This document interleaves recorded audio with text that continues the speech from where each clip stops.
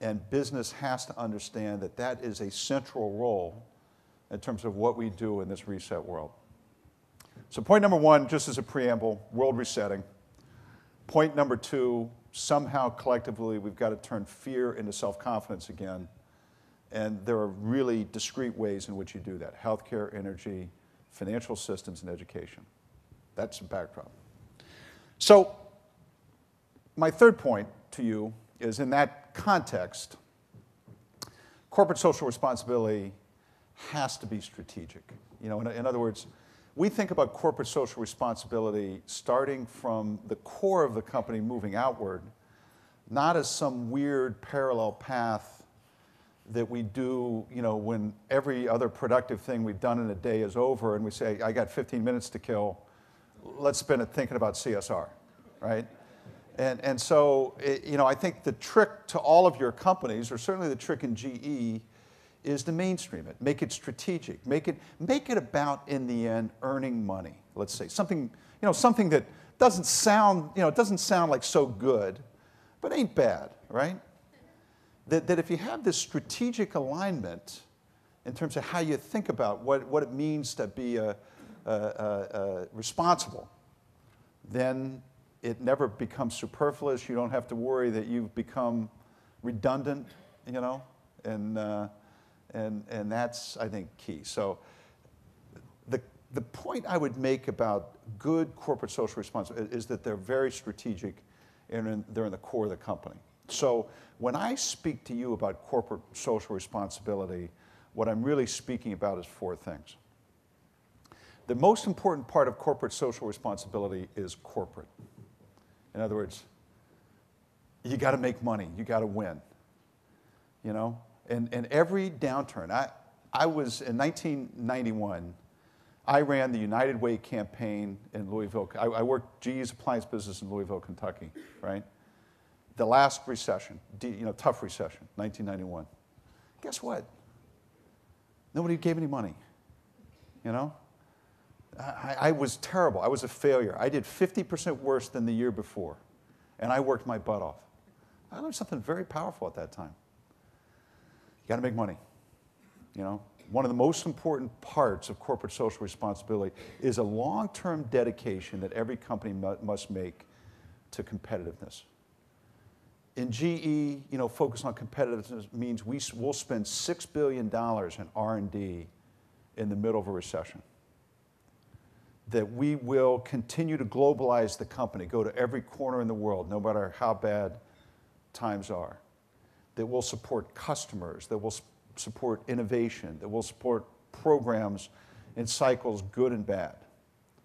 But that this is a 130-year-old company that knows it's going to be around for another 130 years, and that we work on lean and productivity and cash flow, balance sheet strength, being AAA, investing in innovation, investing in technology, because we think the pillar of being able to do anything good, to drive any meaningful long-term change, has to be about a long-term dedication to people, customers, investors, and being able to drive fearlessly in every cycle to be able to do that. So the number one step in corporate social responsibility is corporate.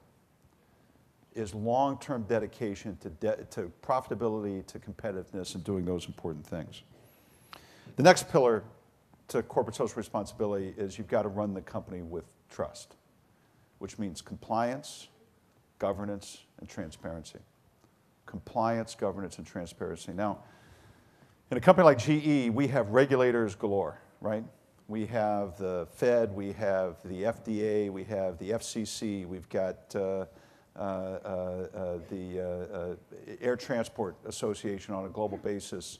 And I think we've learned over time the importance of compliance, the importance on being regulated, and every employee in the company every year signs a document called the Spirit in the Letter. So 320,000 people acknowledge that they understand the rules, they understand what the responsibility is, and if you don't sign, you can't play. Every year I stand up in front of the top 500 people in the company and say, for you, it's one strike and you're out. We won't accept anything that's close to the line. We don't accept any gray area. You don't have an ombudsman that you can go talk to necessarily. You get close to the line, you're fired. You're the leaders of the company. For you, there's no gray area.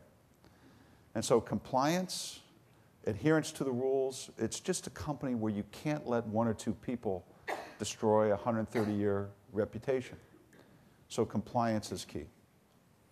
Governance, you know, we are run by an independent board. I work without a contract. You know, it's all about what you do. We have a very strong corporate audit staff that reports to the audit committee, not to me. You know, this is a company that is run on behalf of investors with very strong governance, a core of independent directors, where the management team's name is not above the door. The company comes first in everything we do. And from the time you walk inside the company, you know that the company comes first in all things and that your own ego is subjugated to that philosophy.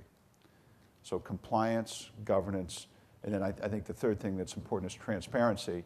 We spoke earlier about the GE citizenship report. It's probably, I don't know, Bob, our fourth year of doing it.